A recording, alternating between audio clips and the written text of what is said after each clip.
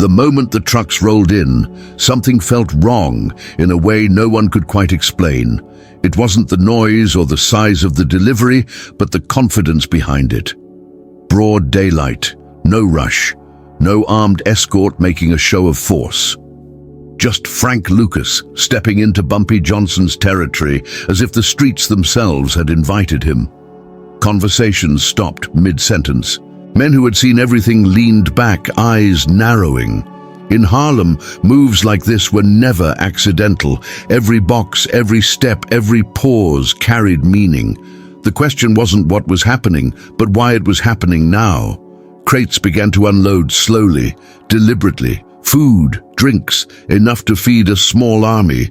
The kind of spread reserved for celebrations or funerals, never for casual visits. Frank didn't speak. He didn't smile. He simply watched, letting the silence stretch. People nearby felt it creeping in, that uneasy sense that this wasn't generosity and it wasn't charity. This was a message, but no one could yet read the language. Was this an offering meant to honor a name or a challenge disguised as respect? In Harlem, misunderstanding intent could be dangerous. Whispers started before rumors could form. Some thought it was tribute, others believed it was theater, a few sensed something colder beneath the surface. Frank Lucas wasn't known for wasteful gestures, and he wasn't known for mistakes. The crates sat there like pieces on a chessboard, untouched, waiting. Old-timers remembered how quickly things could turn when symbols were misread. Newer faces felt a tightening in their chest, realizing they might be witnessing the start of something they didn't fully understand yet.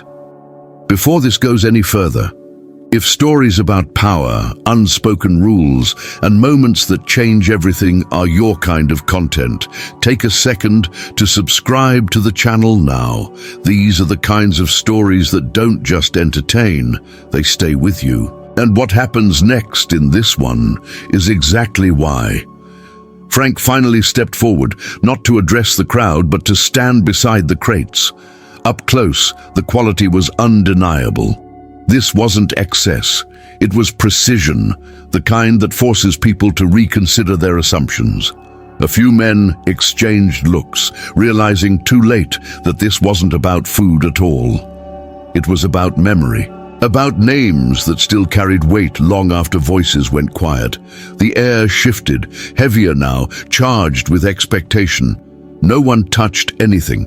That alone said everything. In a place where taking was easy, restraint meant awareness. Frank's presence felt steady, grounded, as if he had already calculated every possible reaction. Somewhere in the crowd, a line was being drawn, quietly, invisibly. Some would understand it instantly, others would cross it without realizing, and regret would come later. Harlem was listening now, and when Harlem listened like this, it meant something was about to be settled without a single word needing to be raised. The first crate opened slowly, the wood creaking just enough to draw every eye in the room. Inside, the contents aren't flashy, but they are unmistakable. Premium bottles carefully wrapped, food sourced from places that don't sell to just anyone. Names appear on labels that only insiders recognize, names tied to respect, history, and quiet influence. This isn't excess thrown around to impress, it's selection, precision. The kind that tells everyone watching that whoever planned this knew exactly what would be noticed and what would never be forgotten. Frank remains still as more crates are opened. He doesn't narrate the moment or explain himself. He lets the details speak. Older men lean in slightly, their attention sharpened by recognition. They've seen gestures like this before, but never accidental ones. Each item carries context. Each choice reflects awareness of who is present and who matters. This isn't food meant to be consumed quickly. It's meant to be seen, understood, and interpreted. In Harlem, symbolism always travels faster than words. A low murmur passes through the room, not excitement but calculation. Some realize that certain brands were chosen specifically because of who once favored them. Others notice what's missing just as clearly as what's there. Frank has curated absence as carefully as presence. That detail alone confirms it. This isn't generosity. Generosity is careless. This is positioning. It's the kind that rearranges how people stand, where they look, and who suddenly feels exposed without knowing why. Frank finally moves, but only a step, enough to show he's aware of every reaction. He doesn't claim ownership of the gesture, and he doesn't distance himself from it either. His posture suggests patience, the kind that comes from knowing the outcome doesn't depend on urgency. Time is on his side. He watches faces, not the crates. The real exchange isn't happening on the tables, it's happening in the silence between glances. The older men understand first. They've lived long enough to know that when nothing is random, everything is intentional. They recognize the careful balance between honor and authority being established right in front of them. Frank isn't asking for approval. He's clarifying alignment. He's making it clear where he stands, and more importantly, where others now stand in relation to him and the name being invoked. By the time the last crate is opened, the room feels different, heavier, sharper. No one reaches forward, no one jokes. The consequences haven't arrived yet, but their outline is already visible. In Harlem, positioning never stays theoretical for long. It solidifies into access, silence, or exclusion. And everyone present understands that whatever happens next will trace back to this moment, when intention was revealed without a single word needing to be spoken. A few men standing near the back exchange quiet smiles, the kind shared by people who believe they're watching a show rather than standing inside a moment that matters. Their suits are sharp, their posture relaxed, confidence worn like armor. To them, this looks theatrical, a display meant to impress locals, something exaggerated. They've seen gestures like this before in other cities, places where noise and excess pass for authority. Harlem, they assume, won't be any different. That assumption settles in their expressions long before words ever leave their mouths. One of them leans slightly toward another and lets a comment slip, barely louder than a breath. It's dismissive, almost playful, the kind of remark meant to reduce the moment to entertainment. He doesn't raise his voice because he doesn't think he has to. In his world, comments like that vanish into the air without consequence. But here, sound doesn't need volume to travel. Frank hears it. So do several others. The remark doesn't echo, but it lands, heavy and unmistakable, right in the center of the room. The shift is immediate, though subtle. Shoulders straighten. Conversations that never fully started stop completely. The atmosphere tightens, not with anger, but with focus. The food remains untouched, bottles unopened, plates still wrapped. What moments ago felt ceremonial now feels suspended, as if the room itself has decided to wait. No one reacts outwardly, and that's what makes it dangerous. In Harlem, silence after disrespect isn't confusion, it's assessment. Frank doesn't turn right away. He doesn't acknowledge the comment, doesn't scan the room, searching for its source. He already knows. His stillness becomes heavier than movement ever could. Those closest to him feel it first, that familiar sense that something has crossed from possibility into certainty. The outsiders don't notice yet. They're still smiling, still convinced this is a performance they're not required to take seriously. A few of the older men glance toward the crates and then back at Frank, understanding exactly what's happening. Disrespect hasn't just appeared, it's been witnessed. And once witnessed, it doesn't fade. It changes the nature of everything that follows. The man who made the comment senses something off, but pride keeps him relaxed. He mistakes restraint for tolerance, quiet for weakness. That mistake hangs in the air, growing heavier by the second. The room waits, not for an outburst, not for confrontation. It waits for definition. The untouched food becomes symbolic now, no longer an offering but a marker. Everyone present understands that whatever comes next will decide whether this moment dissolves quietly or reshapes how respect is handled moving forward. Harlem doesn't rush these decisions. It lets them mature, and in that waiting, the laughter dies, replaced by the uncomfortable realization that something irreversible has already begun. Frank finally breaks the silence without changing his posture. His voice is steady, measured, almost instructional. He explains why the supplies are there, not as a favor, not as spectacle, but as recognition. He names Bumpy Johnson without ceremony, without praise, as if stating a fact that doesn't need decoration. The crates, he says, aren't meant to impress anyone new. They exist to acknowledge something old, something that didn't disappear just because time moved forward. The room listens differently now, aware that this isn't a speech, it's a clarification. He speaks about order the way others speak about gravity. Not as an idea, but as a force that's always present, whether people respect it or not. Harlem, he explains, didn't survive by accident. It survived because lines were drawn early and defended quietly. Names mattered here because actions once backed them up. He doesn't raise his voice when he says this. He doesn't have to. The calm delivery makes the point sharper, harder to ignore. Some men feel uncomfortable without fully knowing why. Frank shifts slightly, letting his eyes move across the room. He talks about memory, not nostalgia, but accountability, about how certain names carry weight because they stood firm when pressure came from every direction. He doesn't glorify Bumpy as a myth or legend. He defines him as a standard, a reference point, someone who understood that power without structure collapses quickly. With each sentence, something familiar to a few and unsettling to others becomes clearer. No one interrupts him. Even the men who had smiled earlier now sit still, faces tightened by attention. Frank's words don't attack anyone directly, yet they strip away assumptions that had gone unchallenged for years. The illusion that new influence automatically replaces old authority begins to dissolve. He explains that arriving late doesn't mean arriving above, that some territories remember who paid the price long before outsiders learned the map. As he continues, the room feels smaller, more focused. Frank doesn't accuse, but he reframes everything that's just happened.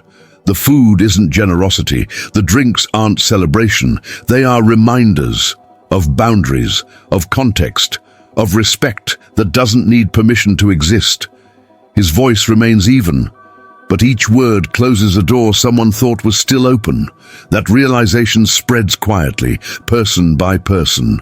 When he finishes, there's no dramatic pause. He simply stops speaking, as if the explanation is complete because it is.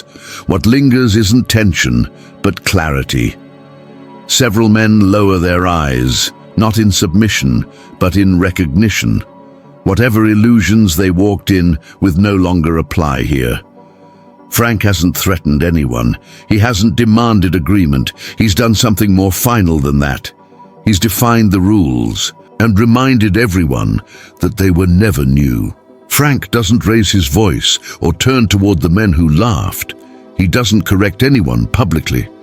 Instead, he steps closer to the crates and makes a small adjustment that almost goes unnoticed at first.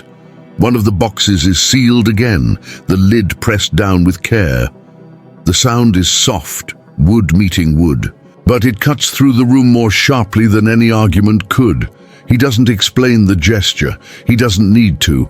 In places like this, meaning travels faster than explanation ever could. The men closest to him understand immediately. A single crate being closed isn't about food, it's about access.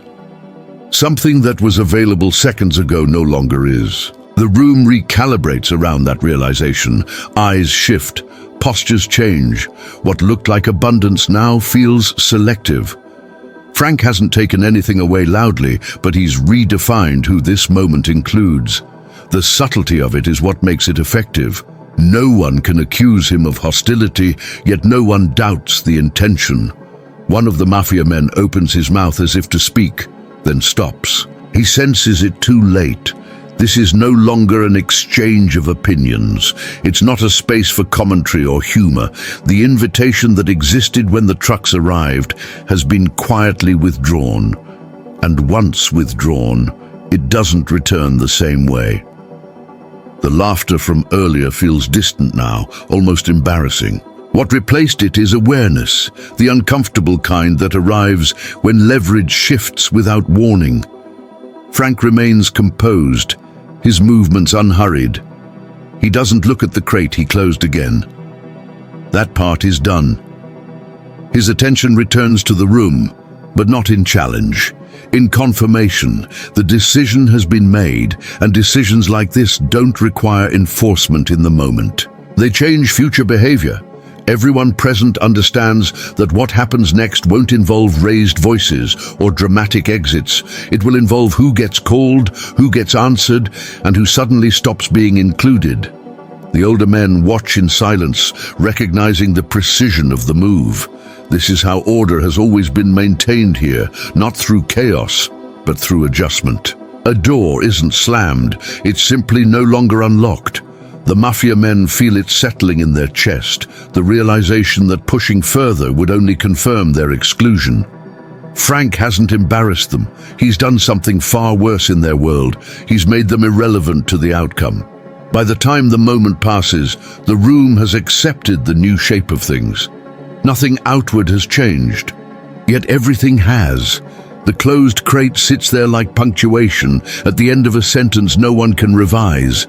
This is no longer a conversation, no longer a misunderstanding that can be smoothed over later. It's a boundary, enforced quietly, permanently, and everyone present understands that noise was never required for the message to be heard. Silence settles in slowly, not as an absence of sound, but as a presence that commands attention. No one feels the urge to speak, because speaking would only dilute what has already been understood. The room holds its breath, not in fear, but in awareness. This is the kind of silence that follows clarity, when nothing more needs to be added. Every man present knows that whatever just shifted cannot be undone by words. There are no arguments because there is nothing to argue against. No challenges because there is nothing to test. One by one, heads lower slightly, almost instinctively. It isn't submission, and it isn't defeat. It's recognition. Recognition of order being reaffirmed, of lines being redrawn exactly where they always were. No one feels humiliated. What they feel instead is corrected. The older men remain composed, their expressions unchanged. They have witnessed moments like this before, moments when authority doesn't announce itself, but quietly settles back into place. They understand that chaos has never been the currency of control here. Chaos attracts attention, structure endures. Harlem learned that lesson long ago, and it doesn't forget it easily. Those who came in confident, even amused, now feel the weight of miscalculation. It shows not on their faces, but in their stillness. They realize too late that influence here isn't measured by noise or numbers. It's measured by alignment, by knowing when to speak, when to stay quiet, and when a moment has already passed you by. The room reorganizes itself without anyone moving. Influence shifts internally, silently. Who matters becomes clear, not through dominance, but through understanding. No alliances are announced, no loyalties are declared. They don't need to be.